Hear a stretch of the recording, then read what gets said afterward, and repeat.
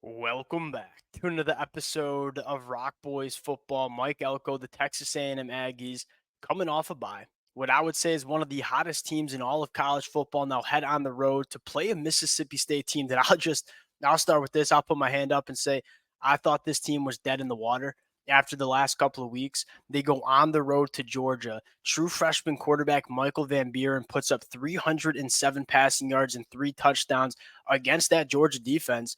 Look, this Mississippi State team is not quite SEC ready from a personnel standpoint at some spots of this roster, but there are some aspects of this Mississippi State team that are quite fun. And I think it starts with the true freshman Michael Van Buren at quarterback. I mean, when is the last time we've seen a true freshman at quarterback go on the road to Athens and put up those kind of numbers? I was really impressed with some of the throws he made. I was really impressed with some of the composure that he had in terms of kind of managing a pocket, going through his progressions.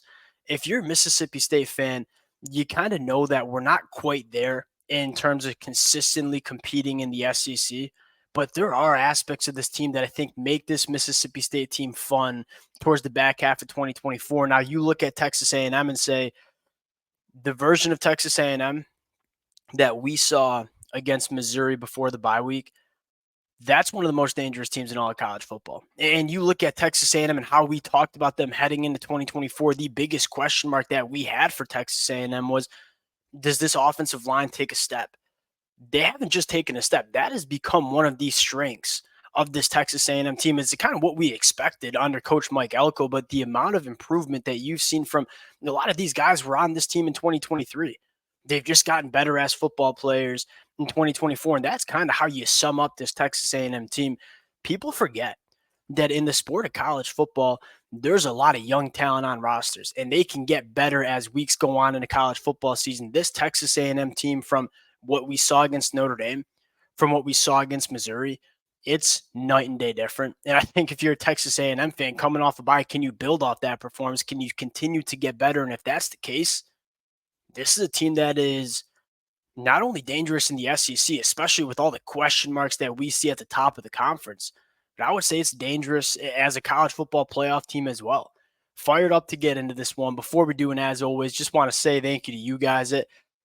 It's a blast doing these preview prediction episodes, and the amount of support that y'all continue to show to the fellas, it means the absolute world. If you guys do enjoy the content, consider subscribing to the channel. Much more importantly, would love to hear your preview, your predictions in the comment section. And without further ado, let's get into this one. And I think you got to start with this Texas A&M offense, specifically digging into what we saw against Missouri before the bye week. Over 512 total yards. You only punted 3 times in that football game.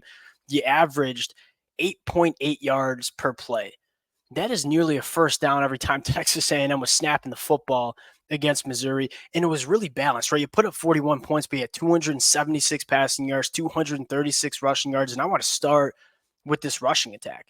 One, the offensive line is incredibly impressive, and the Texas A&M rushing attack kind of reminded me of what Coach Colin Klein was at Kansas State.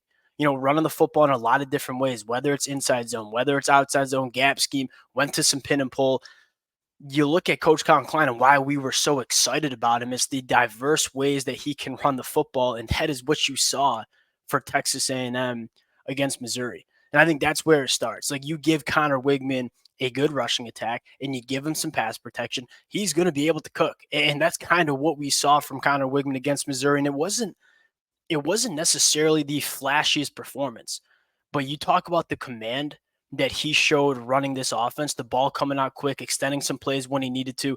That's what you want to see from Connor Wigman. I think he put the ball in harm's way one time in that football game.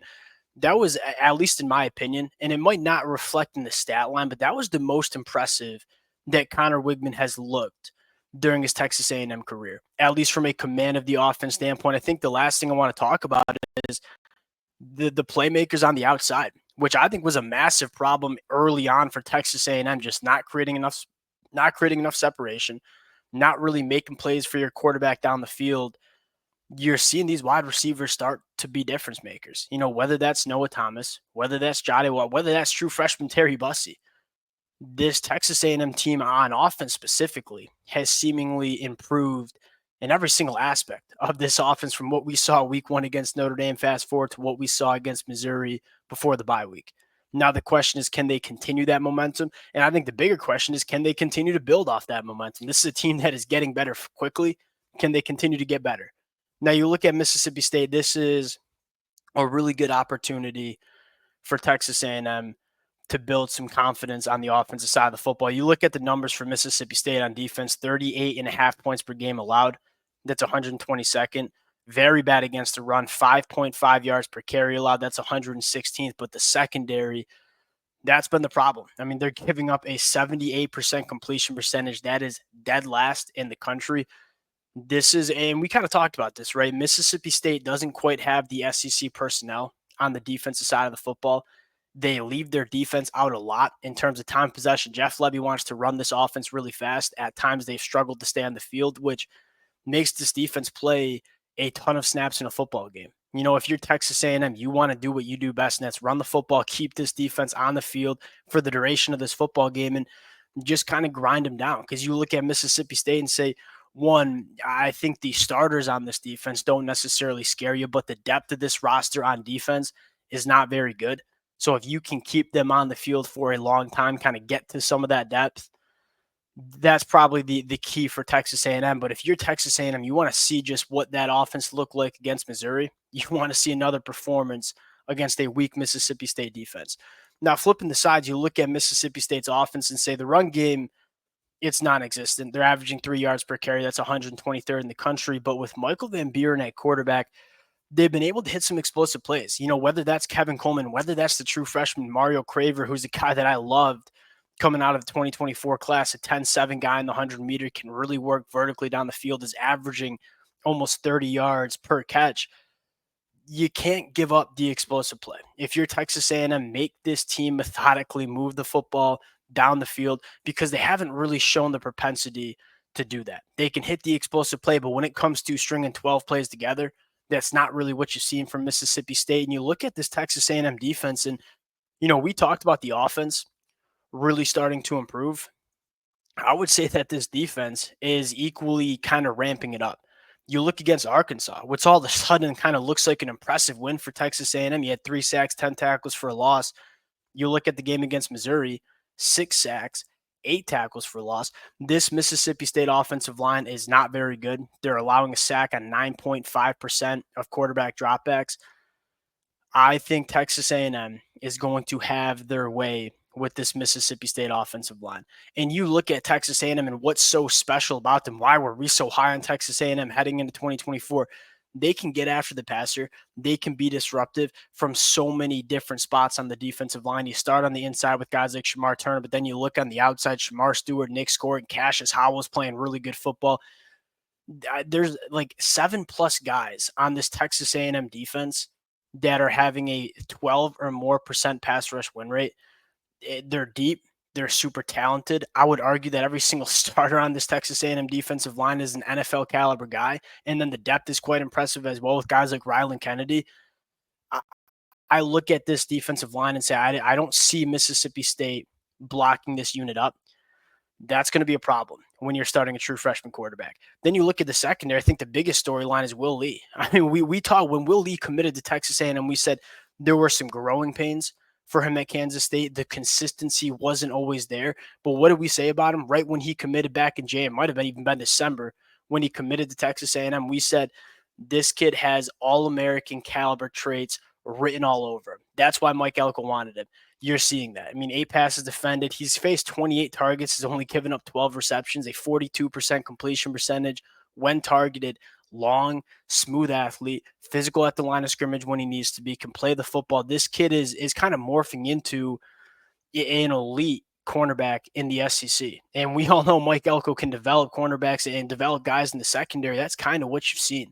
Took a lot of guys in the transfer portal who are really, really talented. Guys like Will Lee, guys like Des Ricks, they're starting to put it together. And so you look at this Texas A&M defense and say elite pass rush with a secondary that is starting to play really good football with some linebackers. Shout out Scooby Williams, a guy that I had significant question marks about coming over from Florida. He's arguably been the best linebacker on this football team. That's saying something when you have Torrey York there too. I mean, Scooby Williams has been extremely impressive. All three levels of this Texas A&M defense are getting better and playing some really good football. So you get into the pick here and say, I think this line is a little closer than it should be based on what Mississippi State did against Georgia. I think if you get the performance that you saw from Texas A&M against Missouri, they're covering this number comfortably, and I feel pretty good about getting that performance coming off a bye week. So give me Texas A&M to cover the 15 points on the road. I think that you talk about trajectories in college football, and this stuff matters. Like, I think so many people assume what you saw in the first 2 weeks is what you're going to get the rest of 2024 for Texas A&M. Like, that's not the case. This team is getting better. I expect them to take another step coming out of the bye week.